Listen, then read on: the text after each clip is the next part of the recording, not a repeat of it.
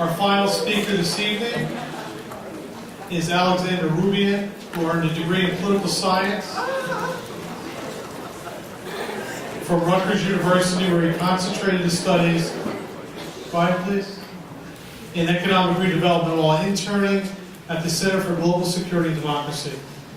He's a board member of Warm Heart Worldwide, where his efforts and contributions were instrumental in creating model communities in economically deprived areas in Thailand.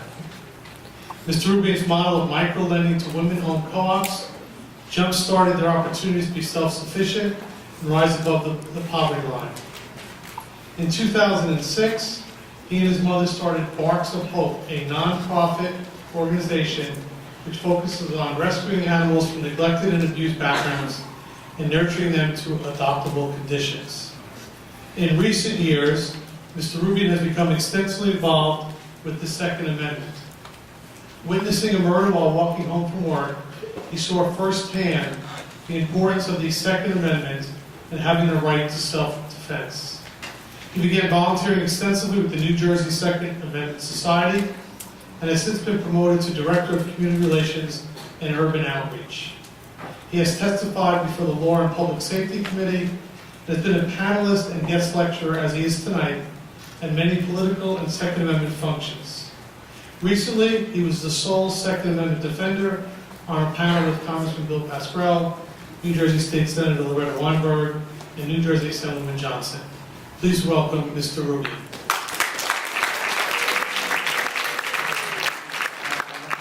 Well, I had a lot of detentions in high school, so I'll make sure I follow your rules and stay within the time.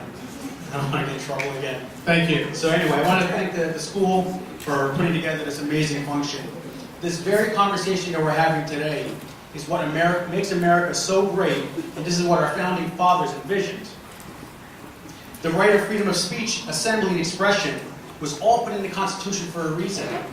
My parents, on my mother's side, my grandparents fled from Cuba, where they would have been jailed if we had this conversation. So I take this very closely when we have these dialogues. Now, this is exactly what the Founding Fathers envisioned and fought so hard to while crafting. So when people talk about the Constitution, we have to respect it and read it and understand it in layman's terms as well as modern understanding of how it's applied, because these rights is what our Founding Fathers ran away from.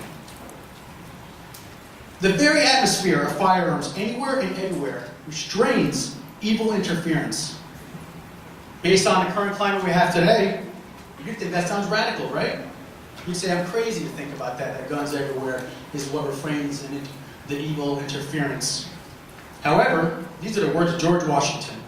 He understood the foundation of liberty and self-defense that we all reap the benefits of today. As I was introduced, I learned firsthand the evils that exist, especially when a firearm is misused by a criminal. I want you to differentiate between a law-abiding citizen and a criminal. Criminals do not abide by the laws, no matter what the laws are. It was an evening of May 25th, 2011. I was walking home from work, like millions of Americans do, and I heard a loud scream and bang. I was so ignorant, I thought it was a firecracker, until I turned around and I saw a man lying in a pool of blood, to find out that 3 teenagers, 2 17-year-olds and 1 18-year-old, were trying to rob him. He made the vital mistake of turning around, and they shot him in the back of the head. I can assure you this would be something that would all change your lives witnessing. And that's why I got involved, because I realized how vulnerable we are to criminals when our rights to self-defense are taken away. Now, many today would say, we're not trying to take your rights away. But when you make it more difficult for me to exercise a basic right, the most fundamental thing we have is our right to self-defense. You think I'd be crazy if I said, I want to tie your hands behind your back and leave you defenseless. But when it comes to defending yourself with a madman with a gun, a person that's bent on crime to hurt as many people as possible and not care about the repercussions, I have the right to defend myself. Now, my objective tonight is to make you look at guns in a vastly different way. Ultimately, the goal here is to brainwash you to think that guns are good. Whoa, wait a minute. Why does someone need to be brainwashed and think of something in a vastly different way. Wouldn't the truth just be enough? However, these are the exact words of the United States Attorney General Eric Holder. However, his goal is to make you think that guns are evil. And you can YouTube that video and hear it from himself.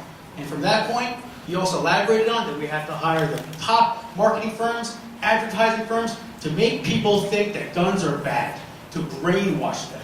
Not tell the truth, but brainwash people into thinking that guns are bad.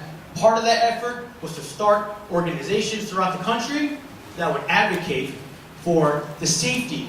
Because wouldn't you want to have a little more safety for the children if you can just give up your guns? So, guns are evil, right? That's what a lot of people say. Oklahoma City, New Year's Eve.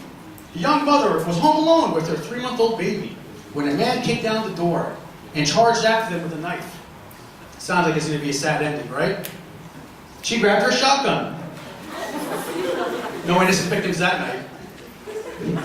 Philadelphia, Pennsylvania. A college student was hanging out with his friends in front of his house when 3 criminals approached and demanded money. Now, a little word of advice to criminals: if you're going to break the law and take the chance of going to jail because you want to rob someone, the last thing you should do is rob a bunch of broke college kids who historically never had any money. And that's exactly what happened. The students showed they did not have any money. The criminals got upset and drew their firearms. I'm sorry, the criminals got upset and they drew their firearms. The student had a concealed carry permit, and he used it. And guess what? The criminals went to the hospital and directly to jail after. In Duluth, Georgia, a woman was getting out of the shower when a man with a knife came in. Not something you want to see, is it? She tried fighting him with a shower rod, but he forced her into the bedroom to sexually assault her. She was able to grab the pistol that she had in her nightstand and shot him 9 times. These are the stories that the media intentionally leaves out. The positive, the benefits of being a firearms owner. Now, we've heard tonight that guns are only made for one objective: to kill people, right? So, I just gave you 4 stories tonight. I mean, that must be them. That must be all, right? Guess again. A university professor named Gary Kleck did a study on this in Florida, and he found that on average, 2.4 million times a year, law-abiding citizens use firearms in defensive situations to protect their lives, their loved ones, and their property. Sure enough, the United States Department of Justice came forward and said, "You're wrong. You're absolutely wrong. We did our own study, and guess what? We found out the number is actually 4.7 million people, not 2.4. So I guess we can safely say that firearms are used between 2.4 to 4.7 million times every year. The study even goes to show that one woman in 1 year, she used her defensive handgun 51 times to protect herself from criminals.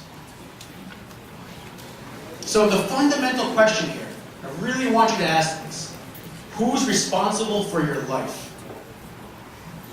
Most people would say, well, the police, right? I'll call 911, and the cops will be there. I'll tell the bad guy, can you hold on 1 second? What you're doing is illegal, and I just called the police. Just wait right here, because they're going to come protect me and arrest you, right? Unfortunately, it doesn't happen that way.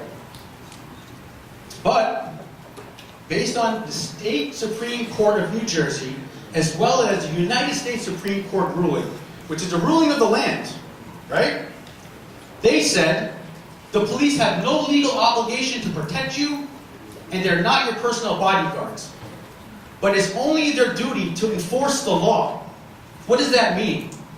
It's only after you've been sexually assaulted. It's only after that you've been murdered or beaten or any other types of crimes that now the police can come in, interfere, arrest the criminal if they're still there, and then from there, enforce the law.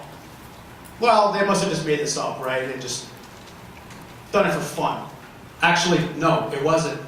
It was because of a New Jersey woman that one day called the police and said, "There's been a man stalking me, and now he's standing outside of my door. Outside on the street watching me." The 911 operator responds and says, "Well, is he on your property?" No, he's not." "Well, I'm sorry, man. There's nothing we can do. He's not breaking any laws." The next morning, the family found her murdered body. And at that point, they sued the town, they sued the state, and they went up to the federal Supreme Court. And the courts, one after the other, said the same thing. The police have no legal obligation to protect you, but only to enforce the law. So that's great. Now the law's been violated. My daughter's been murdered in this situation. What do I do? So this is a fundamental issue that we're discussing here tonight. Now, it might not be your preference. You might have other ways of defending yourself that is your preference. But my preference, maybe with a gun, maybe with a hammer, maybe with a hacksaw, whatever I can find in Home Depot that day that's on sale. But if your preference to protect yourself is a gun, then nobody should interfere with that choice, because that's exactly what the Founding Fathers wanted. So I'm going to ask this fundamental question again. Who protects your life and who's responsible for that? So tonight's main topic is about debating if more gun laws will reduce crime. So, does it? I can tell you absolutely it does not. It is not a matter of what weapon you use. The right to self-defense is your individual right.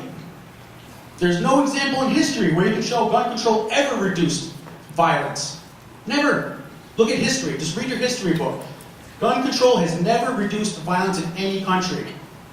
I can also tell you that by banning all the guns, never reduced violence either.